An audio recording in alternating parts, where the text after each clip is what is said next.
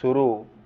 माननीय सभापति महोदय, मैं आपका बहुत आभारी हूँ जो आपने मुझे इस बिल पर बोलने के लिए समय दिया है।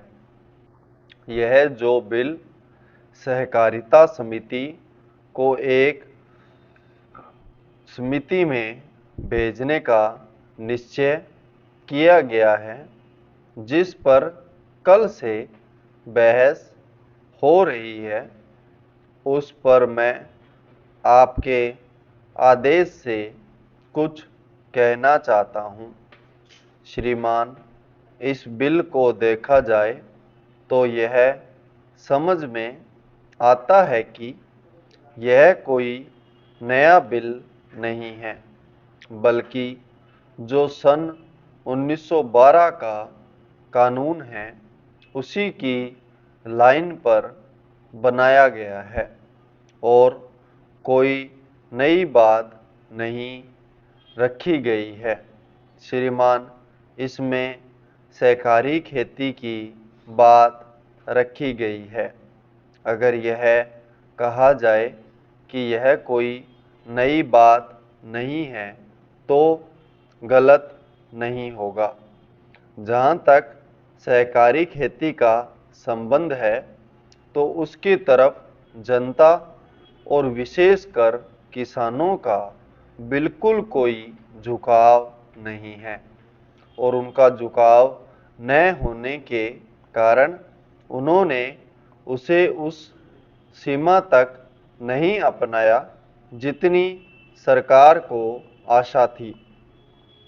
श्रीमान, आपको मालूम है कि नागपुर कांग्रेस में यह प्रस्ताव पास हुआ है कि सहकारी खेती कराई जाए।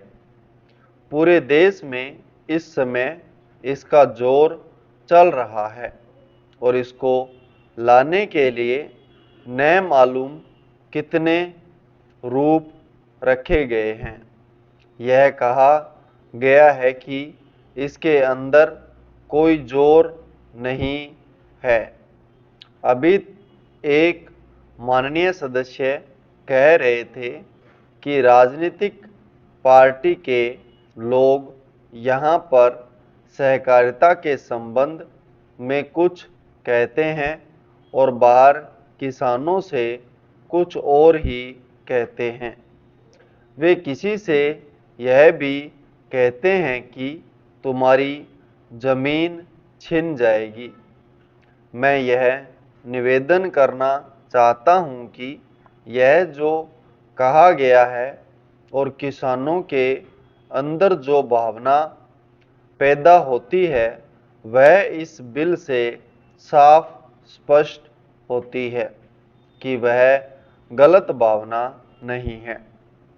मैं यह जानता हूँ कि जब किसान पार्टी का जोर बढ़ा और किसानों की आवाज़ ऊंची हुई तो सरकार ने और हमारे नेताओं ने यह कहना शुरू कर दिया कि हम सहकारी खेती को किसानों के ऊपर लादना नहीं चाहते, बल्कि यह तो किसानों की इच्छा पर है। लेकिन इसके साथ ही साथ एक बात मैं पहले भी निवेदन कर चुका हूँ और फिर भी निवेदन करना चाहता हूँ कि नेताओं का अपना विचार होना चाहिए। किसी सभा में जब यह कहा गया कि यह जो सहकारी खेती शुरू की गई है यह तो अंत में सामूहिक खेती की तरफ ले जाएगी। माननीय सभापति महोदय, उन्होंने साफ कह दिया कि अगर सामूहिक खेती होती है तो इसमें भी मुझे कोई आपत्ति नहीं है। मैं यह कहना चाहता हूँ कि इस बिल को देखने से यह साफ स्पष्ट होता है कि उस सहकारी समिति के जितने सदस्य होंगे वह अपनी अपनी जमीन को एक साथ कर लेंगे और अगर समिति से निकालना चाहेंगे तो एक साथ अधिक जमीन उसको नहीं मिल सकती है। इस बिल के संबंध में इस सदन के सरकारी दल वाले लोगों ने और विरोधी दल के लोगों ने बहुत सी बातें कही हैं। जैसा कि यह बिल है, इसको अभी समिति के सामने विचार के लिए जाना है और वहाँ से विचार होने के बाद यह इस सदन के सामने फिर से विचार के लिए पेश किया जाएगा। तब माननीय सदस्यों को पूरी तरह से यह अधिकार होगा कि जहाँ तक इसमें दी गई बातों का संबंध है उसमें परिवर्तन ला सकते हैं या उसको हटा सकते हैं।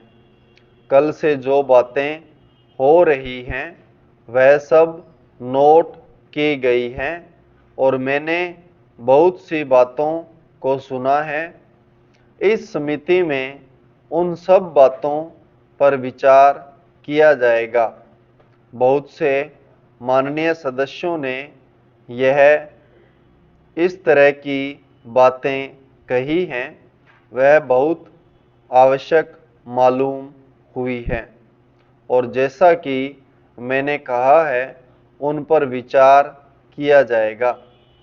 जहाँ तक सहकारिता का संबंध है, चाहे सरकारी दल वाले माननीय सदस्य हों चाहे विरोधी दल वाले माननीय सदस्य हों, सबकी यह मांग है कि जब हम जनता के राज में विश्वास करते हैं और अपने यहाँ जनता का राज स्थापित कर लिया है और जबकि देश में गरीबी है और उसका गलत लाभ भी उठाया जाता है, तब सहकारिता की बहुत आवश्यकता है।